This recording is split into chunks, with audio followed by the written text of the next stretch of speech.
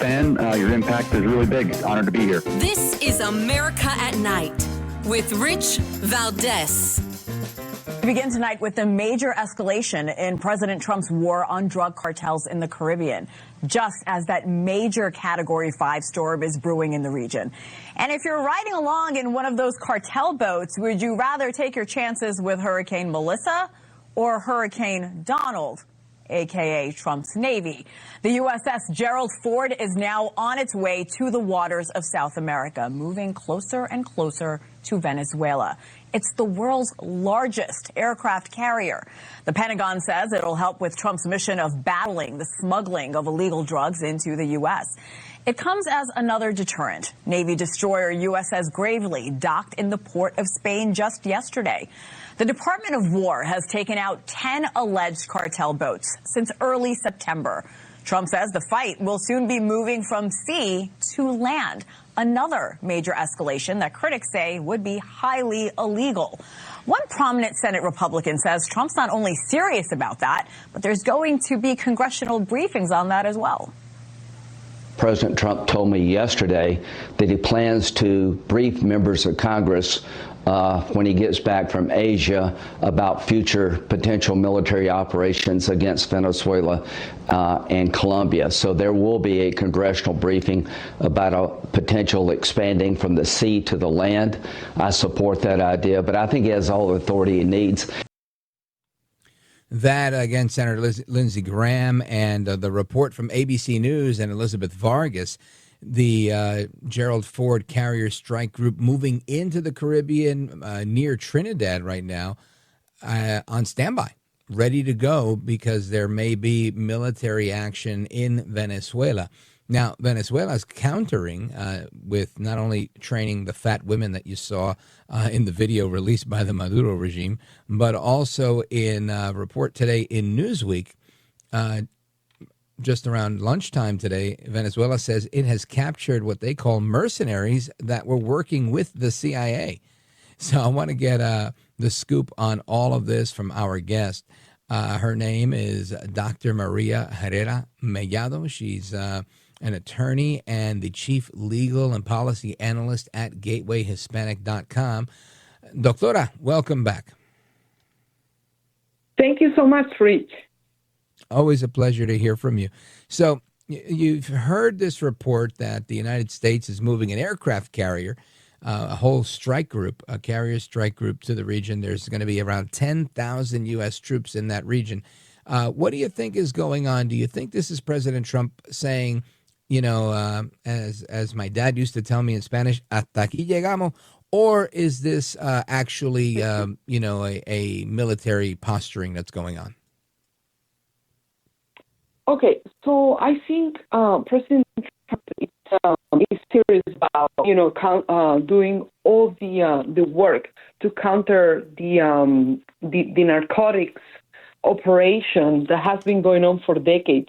That, as his administration correctly points out, he has other collaborators in Colombia. You see the President Petro from Colombia. He's saying he's calling the drug dealers laborers of drugs, and he's justifying everything going on with Maduro, and what his vice president is saying, that it's justified to prepare Venezuelan military for a possible invasion and destruction of that narco-terrorism regime. So it could be posture, but I think this administration is very serious, and there are like millions of Venezuelans and Colombians in exiles that are looking forward to help this administration, and that they really need and they really want to see this administration strike on Venezuela and Colombia and all the the aiders and abettors of these narco regimes. Maria, I want to ask you a question. I agree with you. I think the people have been asking for this for years, for a decade at least. Yep. Well, people saying, where's the United States? Where's the United States? Why don't they topple this regime? And many of them are from Cuba, because there's a lot of Cubans that think that once Maduro falls, Cuba falls as well. What are your thoughts? Oh, absolutely. And listen, it's great to see that this administration has publicly acknowledged at least 10 strikes on alleged drug vessels in both regions. It's sad to see that people don't understand all the damage that has been caused by Cuba, by the Cuban regime, by Venezuela and Colombia to its own people. And also, unfortunately, just like you mentioned, in the past, the U.S. Has not been very serious about the threat that these narco regimes pose to the region, but also the infiltration of Russia, Iran, now China, and that's a national security issue. And for the first time in many, many decades, we've seen this administration taking things serious. We have to give credit to our Secretary of State, right? Also Yes. to Marco Rubio. I think he's doing a fantastic job. And because his parents are from Cuba, and he totally understands what the exile is feeling and what needs to be done to topple those regimes. And as you said, Cuba is just like, was started all these, but now Venezuela and Colombia, I mean, it's shameful. The performance put by the president of Colombia and the sanction imposed on him and his family and his advisor is great, because it's a horrible example, Yeah, and I agree with you 100%. And I think there's some reports out there that say that it's Secretary Rubio that has been really spearheading and pushing this effort for regime change and to end this communist reign that you see in Venezuela. Have you heard similar? I believe, Rick, that this administration it's very clear about also finding allies in the region, and that's thanks again to the Secretary of State. I think Trump is delegating a lot of foreign policy on him, and that didn't happen before. Remember, during his first tenure. So I agree with what you're saying, but I think also for the first time in many decades, we have seen other countries that were initially working with Maduro and these narco regimes like Trinidad and Tobago to be open to work with this administration and end the narco regimes and the drug dealers, because they're scared. They're scared that they're going to impose higher tariffs, and that's great because it's a national security region. The U.S. is finally understanding what's going on. And also Panama. We need to talk about Panama, Rick, because the position of Panama, the president of Panama was supposedly clear at the beginning when Trump called him out for letting the Chinese influence over the Panama Canal. But this past week again, he was like, we have to have a neutral position. Well, you shouldn't, because China is allied with all these narco regimes, and that's a national security issue for the entire hemisphere. Yeah, that's a really good point. So talk to me about, we can continue talking about the role that Panama plays. We have about a minute and a half here, and then we'll come back and have some more time. But I also want to figure out how this fits in with Gustavo Petro in Colombia, because Colombia also is taking a pretty aggressive posture against the Trump administration, against the United States. And how does all of this interrelate, in your opinion? I think it's very connected. For many years, international foreign governments have been pointing to Colombia as an ally to Venezuela and Cuba on drug trafficking issues. But the announcement by the U.S. Treasury's Office of Foreign Assets Control, freezing any American assets held by sanctioned individuals and blocks, I think is great, because we all know that the cultivation of cocaine, of coca, has sourced since Petro took office in 2022. Actually, he's defending legalizing all kind of drugs. And even himself, it's like he's benefiting from this connection with narco-terrorist organization. So they're both of the same kind of, crazy presidents. Maduro and Petro, they both support attacking the United States. And that's why Petro was sanctioned and his allies. And he needs to be stopped because he's hurting Colombian the economy and the U.S. And all right, well, let's pause right there, María Herrera Mellado. I want to come back and talk about María Corina Machado in Venezuela and everything else. Don't go anywhere. We're coming right back.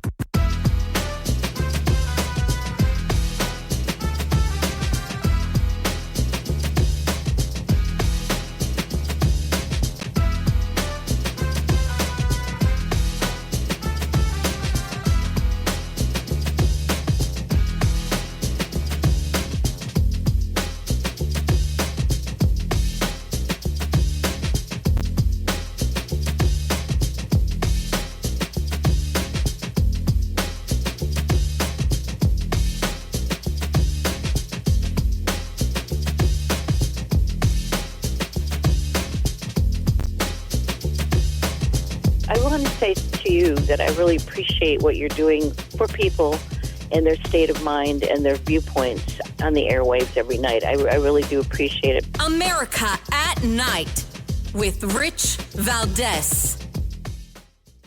Designed to trigger a U.S. invasion.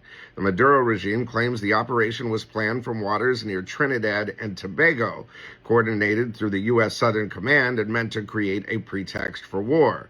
The accusation comes as President Donald Trump orders the largest U.S. military buildup in the Caribbean in decades. More than 10,000 troops, a submarine, 10 warships, and the world's biggest aircraft carrier, the USS Gerald R. Ford, now stationed near Venezuelan waters.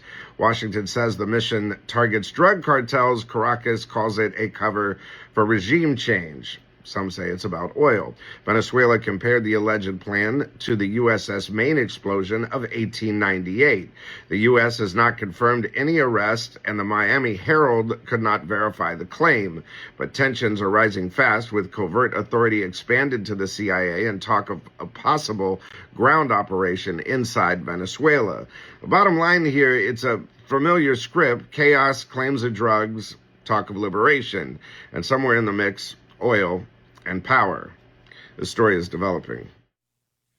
All right, so there's a report on what's going on in Venezuela and surrounding areas. They claim that they've caught several mercenaries that are operating within the confines of Venezuela. Newsweek has this story.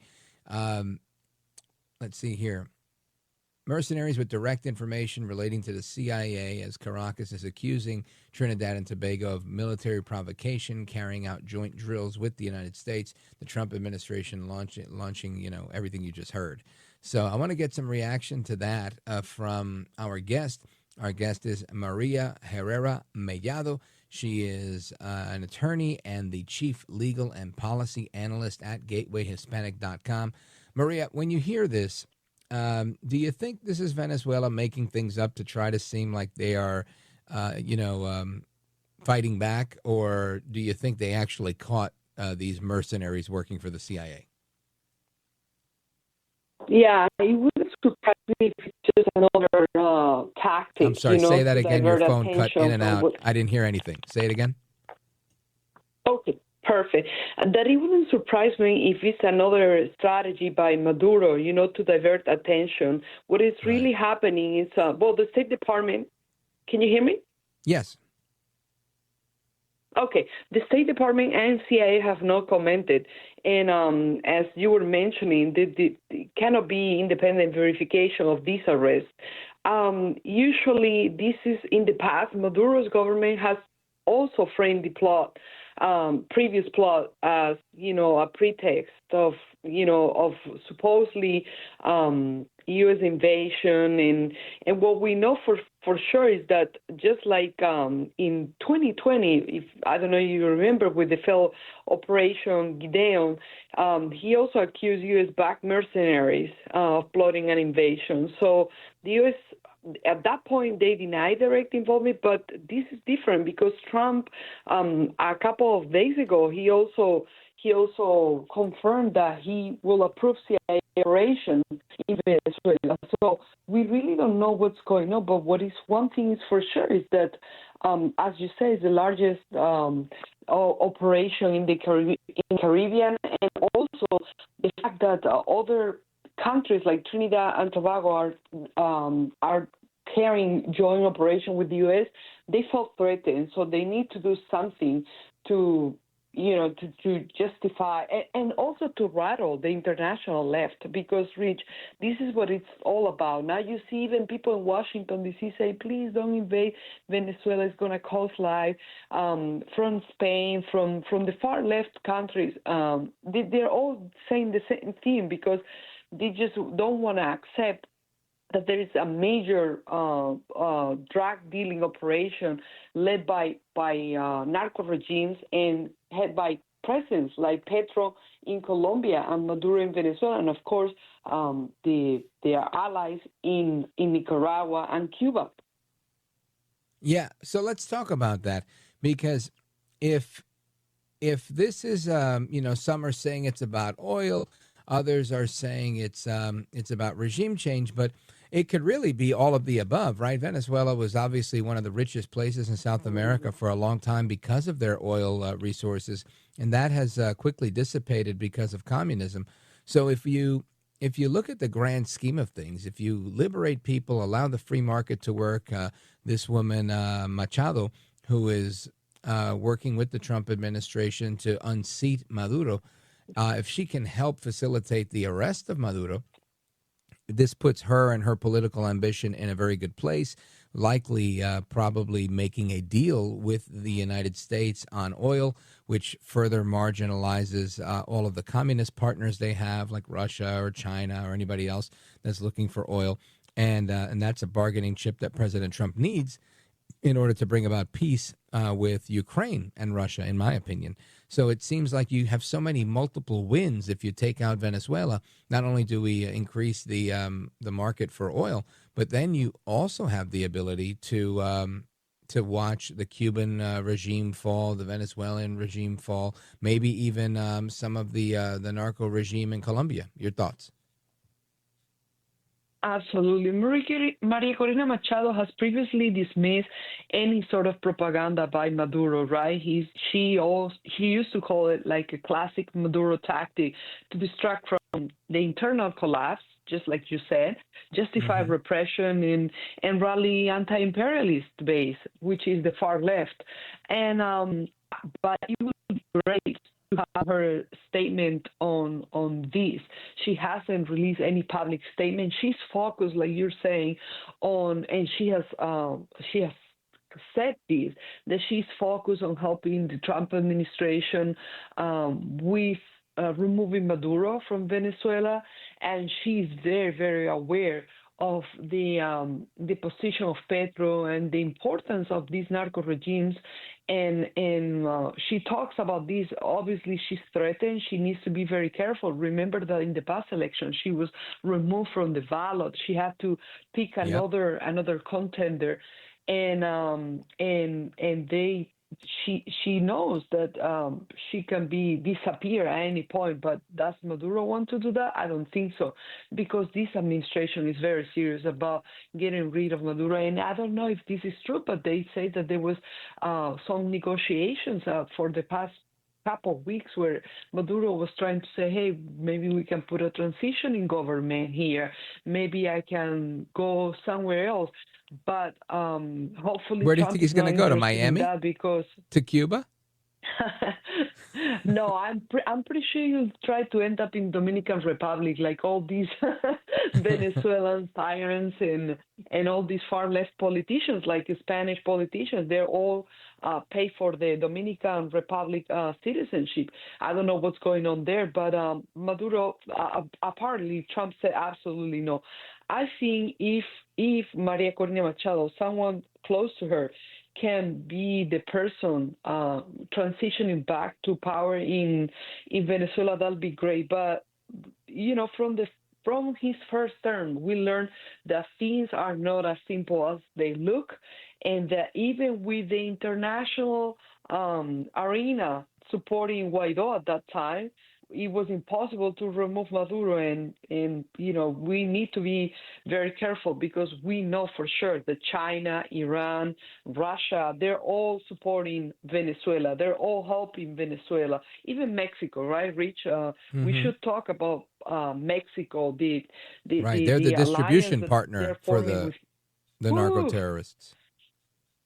For the narco-terrorists, they're even supplying all the oil Cuba needs. So unfortunately, Mexico got also taken by the far left and the drug cartels, and they're all together in this cartel de los solos. I think Trump is correct calling Colombia's president the head of the cartel, and also the same thing for Maduro.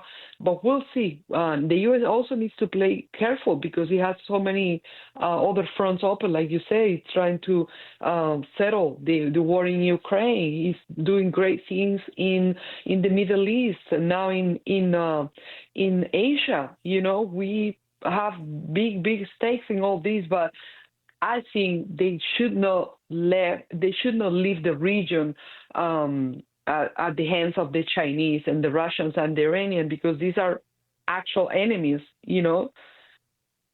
Oh yeah. And you made an important point with Gustavo Petro, the president of Colombia. And earlier this year, there was a candidate that was shot, ambushed, and he died. And now Colombia has made a pick of Ivan Cepeda as their 2026 presidential candidate. Again, someone from the far left, as I understand it. He's a senator right now in Colombia. Talk to me about this. I mean, if you look at what's going to happen in Colombia right now, we don't know for sure. But as you said, they're picking far left Senator Ivan Cepeda, and the person that Trump and this administration we should be focusing is María Fernanda Cabal. She has been a Trump supporter. She used to work with Uribe. And she's a great candidate, but of course they know that they need to put a far left senator and a person who is able to participate in these presidential elections. I think the stakes are really high in Colombia. Hopefully, the diaspora, the exile, the Colombia exile, will support María Fernanda Machado, who is, by the way, one of the current senators who got the most vote in the history of Colombian elections. Yeah, María Fernanda Cabal. But correct, she's great. Yes. And yes, I met her some years ago at CPAC. Believe it or not, tremendous woman. Correct. Tremendous woman, and she's great. And anything other than that, like voting for this Colombian senator, Ivan Cepeda, it will be a horrible mistake. Look at what Colombia, and thinking about as a U.S. citizen, too, Rich, I think we need to be very careful, because one thing that you hear is that we're interested in toppling this regime, but what is going to happen afterwards, and what are the implications? We certainly don't want, like Venezuela, 7 million Colombian exilees in the U.S., right, or across the world. We need to be very careful. That's why we need to pick the right leaders that make smooth transitions and restore law and order. Very well put. Maria, I want to thank you for being here. María Herrera Mellado. A lot of Marias, right? We talk about María Fernanda Cabal, María Herrera Mellado, María Corina Machado. A lot of Marias here tonight. But thank you for your analysis. I'm out of time on the topic, but let everybody know how they follow you quickly. Absolutely. So you can find me on social media as María Herrera Mellado, usually at María Herrera Me, and they can follow us on Gateway Hispanic. We cover great content, and we're always checking what's going on in geopolitics, especially in Southern Hemisphere. So I'll be happy to, get more audience, and they can follow us at gatewayhispanic.com. Gatewayhispanic.com. Thank you, Doctora María Herrera Mellado. You are a gentlewoman, a scholar, and a patriot. God bless you. Thanks for being here. And amigos, we're coming right back. This is America at Night with Rich Valdes.